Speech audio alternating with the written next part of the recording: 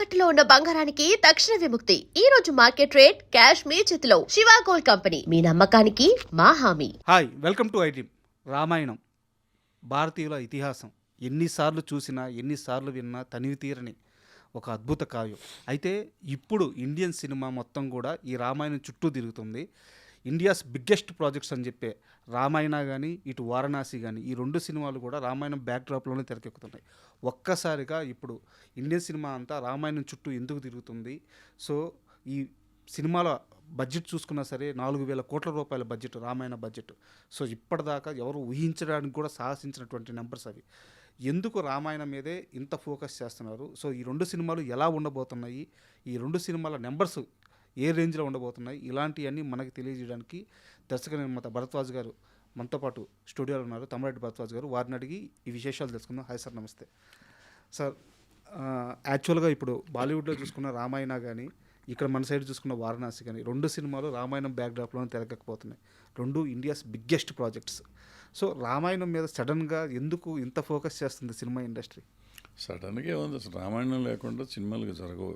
Cinema industry పుట్టిన కాడి నుంచి ఏ భాషలో అయినా తెలుసో తెలియకో రామాయణం కథ లేకుండా సినిమాలు జరగవు, ఉండవు.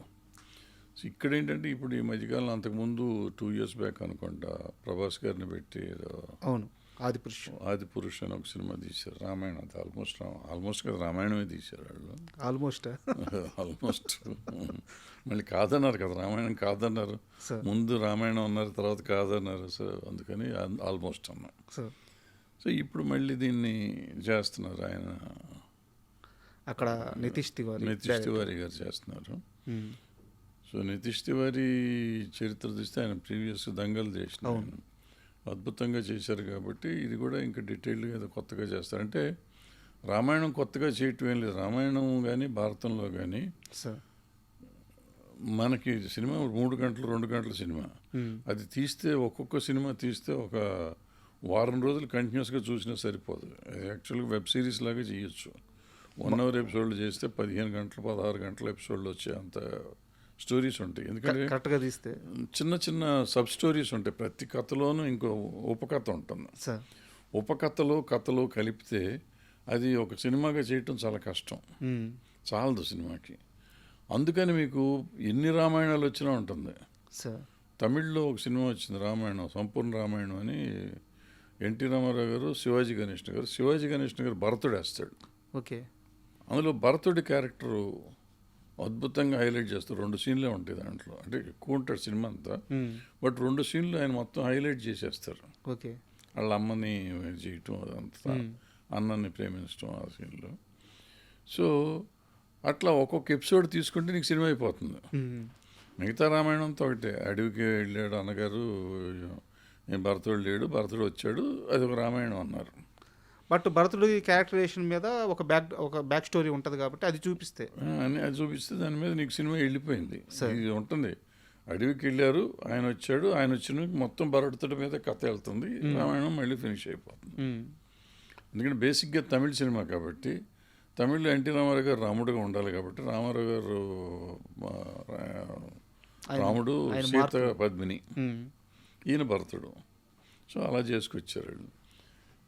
మళ్ళీ రామాయణం వస్తే మిగతా వస్తే మన లవకుశ కూడా రామాయణమే.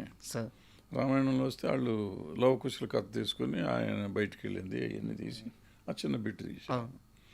సో మొత్తం తీయాలా కొంచెం తీయాలా అంటే రకరకాలుగా ఉంటుంది. సీతా కళ్యాణం తీశారు, సీత కళ్యాణం పార్ట్ వరకు తీశారు. ఎన్నో చెప్పుకుంటూ పోతే సీతారామ కళ్యాణం తీశారు, అది రావణాసురుడి కథ వరకు ఆయన కళ్యాణం, శ్రీరాముడి కళ్యాణం వరకు తీశారు. అందులో రావణాసురుడిని హైలైట్ చేశారు. ఇట్లా చెప్పుకుంటూ పోతే ఎన్నైనా చేయొచ్చు. సో ఎన్ని 100 సినిమాలైనా తీయచ్చు రామాయణంతో, అన్ని రామాయణాలే అవుతాయి. సో రామాయణం కూడా 100 రకాల రామాయణం ఉంది. తూర్పు రామాయణం, ఈ పశ్చిమ రామాయణం, మామూలు రామాయణం, వాల్మీకి రామాయణం, ఇంకో రామాయణం, నేను రాసిన రామాయణం, మీరు రాసిన రామాయణం అని ఈ టైప్లో అన్నీ 100 ఉన్నాయి. రామాయణానికి కొంచెం చిన్న మార్పులు ఉంటాయి. సో ఎవరైనా ఏదైనా తీసుకోవచ్చు. ఇది ఫస్ట్ పాయింట్. అందుకని నెంబర్ ఆఫ్ సినిమాలు వస్తాయి. ఇప్పుడు మళ్ళీ రామాయణం ఎందుకు ఇన్నిసార్లు వచ్చినాక అంటే గతంలో మనం ఏ గ్రాఫిక్స్ ఏమీ లేని రోజుల్లో సినిమాలు తీశారు అప్పుడు. ఇప్పుడు టోటల్ గ్రాఫిక్స్ వచ్చినాయి. విజువల్ వండర్ చేయొచ్చు. ఇప్పుడు సౌండ్లో కానీ విజువల్లో కానీ చాలా టెక్నాలజీ పెరిగిపోయింది. సో కొత్త ఎక్స్పీరియన్స్ ఇస్తానికి ప్రయత్నం చేయొచ్చు. కొత్త ఎక్స్పీరియన్స్కి ప్రయత్నం చేస్తే తెలిసిన కథే. కొత్త ఎక్స్పీరియన్స్కి ప్రయత్నం చేస్తే విజువల్గా ఎంతైనా వెళ్ళిపోవచ్చు. విజువల్స్ సౌండ్స్ మీద ఎంతైనా చేయొచ్చు. తెలిసిన కథను విజువల్లో అద్భుతం చేస్తే పిచ్చి నోరు తెరిచి చూసేస్తారు కదా. మీరు ఎంత ఎగ్జాక్ట్గా చెప్పారంటే సార్, 2 days బ్యాక్ ఢిల్లీలో మన తెలుగు మీడియాని తీసుకెళ్ళి రామాయణ ట్రైలర్ చూపించారు. ఇంకా యూట్యూబ్లో రిలీజ్ అవ్వలేదు. మేము చూసాం, ట్రైలర్ చూసాము. మీరు చెప్పిందే అక్కడ ఉంది. అంటే రామాయణ కథ అందరికీ తెలుసు, బట్ టెక్నాలజీని వాడుకొని విజువల్ వండర్గా ఆ గ్రాండియర్తో ఎలా చూపిస్తున్నారు అనేది ఆ 3D వర్షన్లో చూస్తుంటే షార్ట్స్ అదిరిపోయినాయి సార్. అసలు ఆ రామాయణాన్ని అందుకు చూడాలి కదా అనిపించింది. అందుకే వాళ్ళు నాకు తెలిసి బడ్జెట్ విషయంలో కూడా సార్ 4,000 కోట్ల రూపాయల బడ్జెట్ అది. ఇది రిస్కే కదా యాక్చువల్గా. రిస్కే ఏమంటుంది. ఇప్పుడు రామాయణానికి యూనివర్సల్ అప్పీల్ ఉంది. మీకు తెలుసో తెలీదో, యానిమేషన్ రామాయణం అటు జపాన్లో అక్కడ తీసి యూరోప్లో చేసి అన్ని పెద్ద సెన్సేషనల్ హిట్లు ఇవన్నీ సార్ యానిమేషన్లో. అక్కడ వాళ్ళు డ్రామాలు కూడా చేస్తూ ఉంటారు అక్కడ. సో యూనివర్సల్ సబ్జెక్ట్ కాబట్టి అన్ని లాంగ్వేజ్లో డబ్ చేసుకుంటే అన్ని లాంగ్వేజ్లో వస్తుంది. డబ్బులు చాలా వస్తాయి, డబ్బులు ఉన్నాయి. అంటే బాహుబలి తర్వాత భారతదేశంలో ఉన్న అన్ని లాంగ్వేజ్లకి మనం అదర్ లాంగ్వేజ్ అంటే ప్రపంచ సినిమాని, ప్రపంచ యూనివర్సల్ సబ్జెక్ట్స్ తీసి యూనివర్సల్గా డబ్బు సంపాదించడం ఎలా అనేది ఒక బిజినెస్ మాడ్యూల్ ఒకటి కొత్తగా స్టార్ట్ అయింది. ఆ మాడ్యూల్లో ఇప్పుడు రామాయణం తీస్తున్నారు. ఆ రామాయణం తీస్తే అందుకే 4,000 కోట్లైనా పెట్టచ్చు. 4,000 కోట్లు అంటే ఇప్పుడు అమెరికన్ సినిమాలు, ఇంగ్లీష్ సినిమాలతో కంపేర్ చేసి 4,000 కోట్లు is a very small amount. అక్కడ మామూలు చిన్న సినిమా చేసినట్టు. ఇవి మనకి పెద్ద అమౌంట్. పైగా ఇది 2 parts కాబట్టి 2 పార్ట్లు కలిపి 2,000 కోట్లు అయినట్టు. సో పెద్ద అమౌంట్ కాదు కదా. సో వస్తుందని ఆశ ఉంటుంది, రావచ్చు. అండ్ స్టార్ ప్లస్ ఇప్పుడంటే ఆ రోజుకి ఈ రోజుకి మీకు డిజిటల్ మార్కెట్ ఒకటి కొత్తగా వచ్చింది, శాటిలైట్ మార్కెట్ ఉంది, ఈ అదర్ లాంగ్వేజ్ మార్కెట్ ఉంది. ఇన్ని లాంగ్వేజెస్ ఉన్నాయి కాబట్టి ఆ చిన్న అమౌంట్, చాలా చిన్న అమౌంట్. సినిమా నిజంగా బాగుంటే ఎంతైనా చేస్తుంది. 10,000 కోట్లు చేసినా మీరు ఆశ్చర్యపోకర్లేదు. బా. అయితే ఇదే సమయంలో ఇటువైపు మనకి వారణాసి కూడా సేమ్ రామాయణ బ్యాక్డ్రాప్లోనే తెరకెక్కుతుంది. అయితే పూర్తిగా రామాయణం కాకపోయినా రామాయణకు సంబంధించిన ఎపిసోడ్స్ మాత్రం చాలా గ్రాండియర్లో ఉండబోతున్నాయి అనమాట. సో ఇది నితీష్ తివారీ వర్సెస్ రాజమౌళి అనుకోవచ్చా, లేదంటే అలా చూడకుండా రెండు ఒక మంచి ప్రయత్నాలుగా చూసుకోవచ్చు? ఎందుకు నితీష్ తివారీకి రాజమౌళికి సంబంధం ఉంది. ఆయన గొడవ అయింది, ఈయన గొడవ అయింది. సో రాజమౌళి గారు ఎప్పుడు ఆయన గ్రాండ్గా తీస్తానికి ఆయన ప్రయత్నం చేస్తూ ఉంటారు. ప్లస్ ఈ సోషల్ సినిమాలో మధ్యలో ఒక ఎపిసోడ్ తీస్తున్నాడు ఆయన. ఓ రామాయణం ఎపిసోడ్ మధ్యలో ఒక ఎపిసోడ్ తీస్తున్నారు. సో ఈ ఐమాక్స్ ఫార్మాట్లో మనకి ప్రజెంట్ చేయబోతున్నారు ఆయన. ఐమాక్స్ ఫార్మాట్ అంటే ఆటోమేటిక్గా నీకు పెద్దగా ప్రమాణంగా ఉంటుంది కాబట్టి, సో విజువల్ ఎక్స్పీరియన్స్ ఇది కూడా బాగుంటుంది కాబట్టి చూడాలి. వారణాసి కమర్షియల్ నెంబర్స్ మీద మీ ఎక్స్పెక్టేషన్స్ ఎలా ఉన్నాయి సార్? సార్ అసలు నెంబర్స్ వస్తాయి అని భారతదేశానికి ఇండియాలో చెప్పింది రాజమౌళి. సార్ ఇప్పుడు మళ్ళీ కొత్త ఎక్స్పెరిమెంట్ చేస్తున్నాడు. సో అది కాదు నెంబర్, ఇంకా నెంబర్ ఉంది అని చెప్పడానికి వారణాసి తీస్తున్నాడు ఆయన. సో ఆ రోజున 100 కోట్లు తీసినప్పుడు ఈ పిచ్చోడు తీస్తున్నాడు అనుకున్నా నేను. ఆ రెండో పార్ట్ 600 కోట్లు పెట్టినప్పుడు ఇంకో పిచ్చోడు అనుకున్నా. మళ్ళీ 1000 కోట్లు పెట్టి RRR తీసినప్పుడు 900 కోట్లు పెట్టి తీసినప్పుడు మళ్ళీ పిచ్చోడు అనుకున్నా. But he never proved wrong.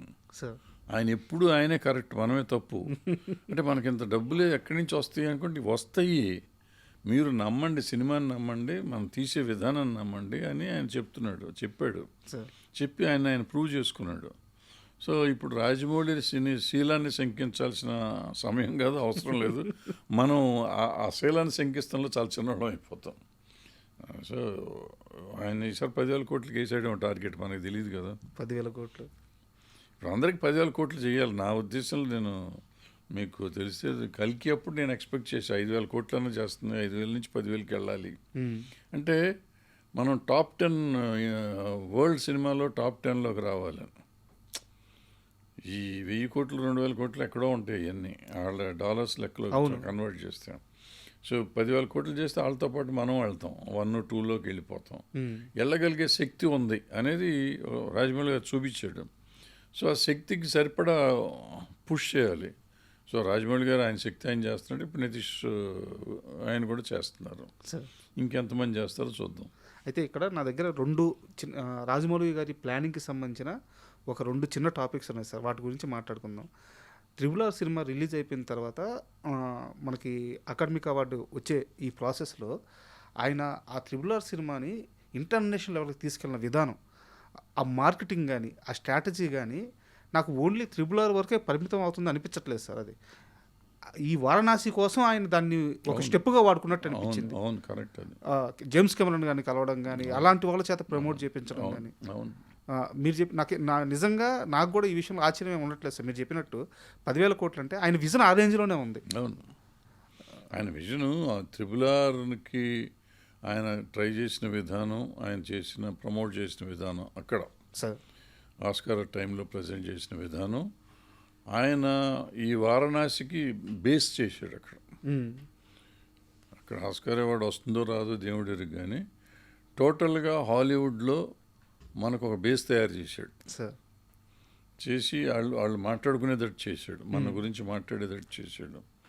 So ఆ దారి తీసుకొచ్చేసాడు ఆయన. తీసుకొచ్చినాక ఆ దారిలోనే ఇప్పుడు ఇది కూడా చేయాలని, ఇది కూడా రిలీజ్లు హాలీవుడ్ కంపెనీలతో చేయాలని అనుకుంటున్నట్టున్నారు. సంథింగ్ ఏదో చేస్తాడు ఆయన.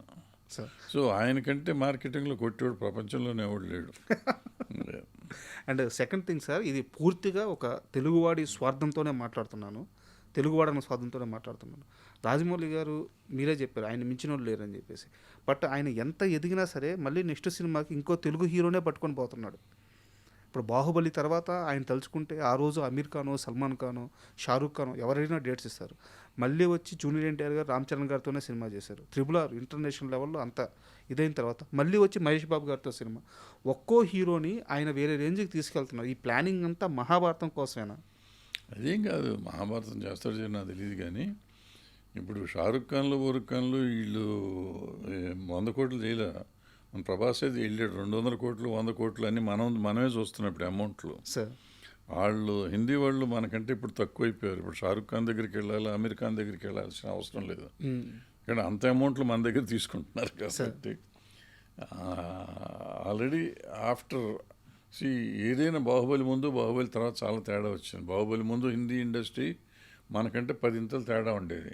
ఇవాళ బాహుబలి తర్వాత సినిమా ఇండస్ట్రీ హిందీ ఇండస్ట్రీ మనకంటే తక్కువ ఉంది యాక్చువల్గా. అంటే ఎక్కువలో లేదు, తక్కువలోనే ఉంది. అయితే ఇక్కడ ఒక సీరియస్ క్వశ్చన్ ఏంటంటే, బాలీవుడ్కి సంబంధించిన రామాయణ మూవీని ఇప్పుడు మీరన్నమాటే, సో ఒకప్పుడు టాలీవుడ్ పరిస్థితి వేరు, ఇప్పుడు వాళ్ళ డామినేషన్ స్టార్ట్ అయింది కాబట్టి వీటన్నిటిని పటాపంచలు చేసే రేంజ్లో కూడా మన కలెక్షన్ ఉండాలి, మన స్థాయి చూపించాలి, హాలీవుడ్తో కాంపిటేటివ్ ఫీల్ అవ్వాలన్న ఉద్దేశంతోనే నమిత్ మల్హోత్రా గారు. హాలీవుడ్లో కాదు, వాళ్ళు మీరు సరిగ్గా గట్టిగా అబ్జర్వ్ చేయండి. అవుతున్నారు యశ్ని తీసుకొచ్చి రావణాసురుని చేశారు. అవును, సాయి పల్లవిని సీతం చేశారు. వాళ్ళు మామూలుగా మన వాళ్ళని అసలు ఈ చచ్చిన వేయరు. ఎందుకు వేశారు? సౌత్ ప్లాన్ చేస్తున్నారు వాళ్ళు. సౌత్ మార్కెట్ మీద ప్లానింగ్ ఏది 100%. సార్ ప్లాన్ చేసి ముందు ఆటోమేటిక్గా ప్రపంచం అంతా వస్తుంది. బట్ మన సౌత్ ఇండియన్ ఆర్టిస్టులను పెట్టుకుంటే ముందు దాని క్రేజ్ మన దగ్గర కూడా ఉంటుంది. ఎందుకంటే తెలుగులో కానీ తమిళ్లో కానీ వాళ్ళ డబ్బులు విపరీతంగా వస్తున్నాయి. ఇప్పుడు యష్ చేసిన KGFలో 1000 కోట్లు టచ్ చేసింది. సో అట్లాగే సాయి పల్లవి ఉంటే మొత్తం ఈ 3 రాష్ట్రాలు, 4 రాష్ట్రాలు, సౌత్ అంతా అమ్మాయికి మంచి క్రేజ్ ఉంది, యష్ క్రేజ్ ఉంది. సో ఒట్టి రణ్వీర్ కపూర్ ఉండి వేరే వాళ్ళని పెడితే సౌత్లో ఆ సినిమా పట్టించుకోరు ఎవరు. వస్తుంది వెళ్తుంది, వచ్చిన 10 కోట్లు 20 కోట్లు 50 కోట్ల దగ్గర ఆగిపోతుంది. ఇప్పుడు సౌత్లోనే 400 కోట్లు చేయొచ్చు, 500 కోట్లు చేయొచ్చు. ఆ రేంజ్కి ఆలోచన వాళ్ళది, ఆలోచనలో ఉంది. సరే, ఎవళ్ళకాళ్ళు మార్కెటింగ్ స్ట్రాటజీ వాళ్ళు రకరకాలుగా చేస్తారండి. బట్ అయితే ఒకటి మాత్రం ఆనందంగా ఉంది సార్. ఎందుకంటే ఇది వరకు ఈ 2 సినిమాల ముందు వరకు పరిస్థితి ఎలా ఉండేదంటే టాలీవుడ్డా, బాలీవుడ్డా, మీ బడ్జెట్ అంతా, మా బడ్జెట్ అంతా, మీ లెక్కలంతా ఇలాంటి ఒక పోటీ ఉండేది. ఇప్పుడు అలా కాకుండా అది ఇండియన్ సినిమా అయిపోయింది. ఇండియన్ సినిమా ఇప్పుడు హాలీవుడ్తో పోటీ పడాలి అన్న ఒక ఆలోచన కానీ, ఆ పోటీ కానీ చాలా బ్యూటీగా అనిపిస్తుంది అది. అద్భుతం. ఉమ్. ఈ 2 సినిమాల్లో అంటే నేను కాంపిటేటివ్గా చెప్పట్లేదు, చాలా ఆనందంతోనే అంటున్నాను. 2 సినిమాల మధ్య పోటీ అయితే మీరు ఏ సినిమా కొట్టేస్తారు? పోటీ ఏముంటుందండి, ఏ సినిమాకి ఆ సినిమానే. ఇప్పుడు 2 సినిమాలు పెద్ద సినిమాలు డెఫినెట్గా 2 చూస్తాం. 2 చూస్తారు. దానికి పోటీ అంటే అది చూడతాం, ఇది చూడడం అనేది పోటీ ఏముండదు. అట్టయం కాదు. అట్లా ఉండదు, 2 చూస్తాం.